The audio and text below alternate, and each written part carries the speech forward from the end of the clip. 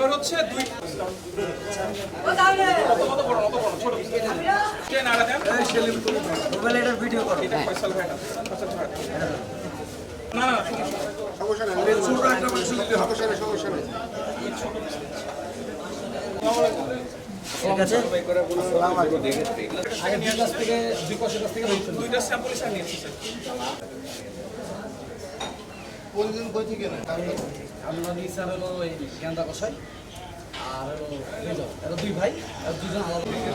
Sir আজকে বাইরে থেকে এখানে জবাই করে মাংস খায়, এই জন্য সব শুনে কিন্তু গতকালকে সন্ধ্যার পর থেকে আমি দেখতে পাচ্ছি যে হলো ফাইসাল ঘোড়ার মাংস খাওয়াই। তো এই ঘোড়ার মাংস খাওয়াই, তো আপনি তো তাহলে মাংসটা দেখবেন, তারপর আমি কোথায় থেকে মাংস নিই আপনার যাচাই বাছাই করবেন, দিয়ে তো আপনি বলবেন নাকি। এখানে আমরা ধরেন 64 জেলা থেকে আমাদের কাছে মানুষ খেতে আসে, এমনকি বিশ্বাস আছে যে এখানে অরিজিনাল দেশি গরু পাওয়া যায়। কিন্তু এই যে একজনের রুজিতে এভাবে করে করা তো এটা মানে ঠিক হয়নি, যে এবং অন্যায় করে যে আমার একটা এই আমরা দীর্ঘদিন থেকে ব্যবসা করছি, এর একটা নাম, এখানে অনেক জায়গা থেকে বড় বড় কর্মকর্তাদের সব ধরনের লোক আসে, আর এখানে আমরা সবসময় ভালো মানের খাবার খাওয়াই। আমরা এখানে 760 টাকা কেজি মাংস দিই, আর খুচরা বেচে 800, 880 এরকম মাংস বিক্রি করে। আর আমাদের এখানে আসবেন 6টার টাইমে, আমি অনেক ভিডিওতে দেখাইছি যে এখানে 6টার টাইমে এখানে আপনারা গরু চলে আসবেন, আপনার গরু দেখাবো।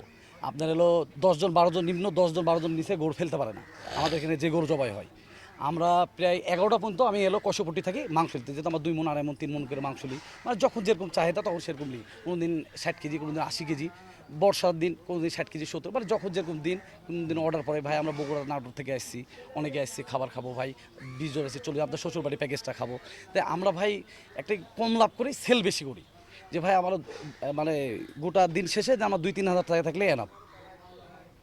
আর এভাবে নিয়ে এসে আমি সবাইকে সেবা দিয়ে এভাবে খাওয়াই, যদি আমার প্রতি যদি এভাবে বিভ্রান্ত, তাহলে তো আমরা কোনো একটা ভালো কিছু করতে গেলে আমরা তো মানে করতে পারবো না। এভাবে যেন আমরা একটু আগায় যাবো, আমাদেরকে এভাবে পিছাই দিবে, এরকম আমরা একটু আগায় যাবো, একটু মানুষকে ভালো খাওয়াবো। দেশ বিদেশে কোনো জায়গায় আসছে এলে সব আমাদেরকে কিন্তু এই পাকিস্তান থেকেও খেতে আসে, চীন থেকেও এসছে আমাদের এখানে খেতে। তো এগুলো যদি এলিয়ে মানে খারাপ কিছু উদ্দেশ্য দেয়, যে ঘোড়া, আমরা তো এই রাজশাহী জেলাতে মনে হয় আমরা 2-10 বছর, আমার বুদ্ধি বয়সে আমি কোনোদিন ঘোড়া দেখিনি।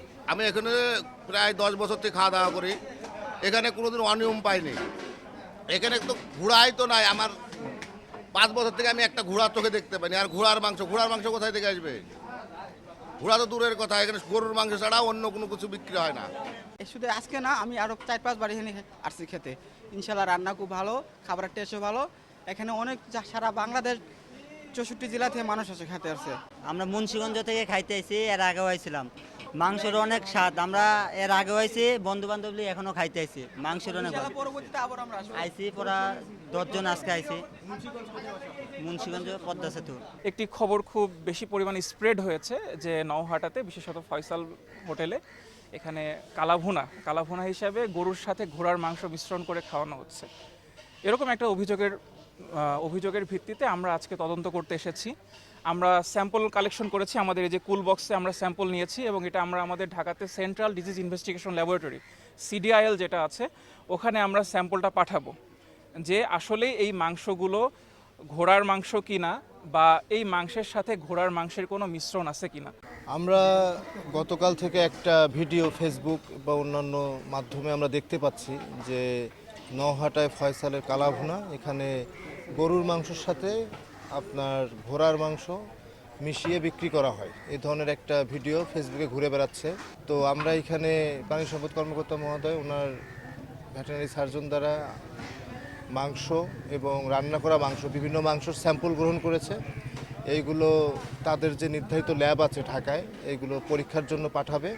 সেইখানে আপনার যে কোনো প্রাণীর মাংস, যদি গরু ব্যতীত ছাগল, ঘোড়া, ভেড়া, বিড়াল, কুকুর, শিয়াল, যে কোনো মাংসেরই হয়, আমাদের সরকারের সেই সক্ষমতা আছে সেটা পরীক্ষা করে নির্ধারণ করার। সেই স্যাম্পলটা আমরা কালেক্ট করলাম, এখন আমরা পাঠাবো। পাঠিয়ে দিলে ওই রেজাল্টটা আসলে আমরা বুঝতে পারবো যে এই ভিডিওর সত্যতা কতদূর, এবং এখানে যদি সত্যতা পাওয়া যায়, আমরা আইনের যেগুলো ব্যবহার আছে আইন প্রয়োগের ক্ষেত্রে আমরা সবগুলো ব্যবহার করব। সত্যতা না মিললেও সেটা আপনাদেরকে অবহিত করব।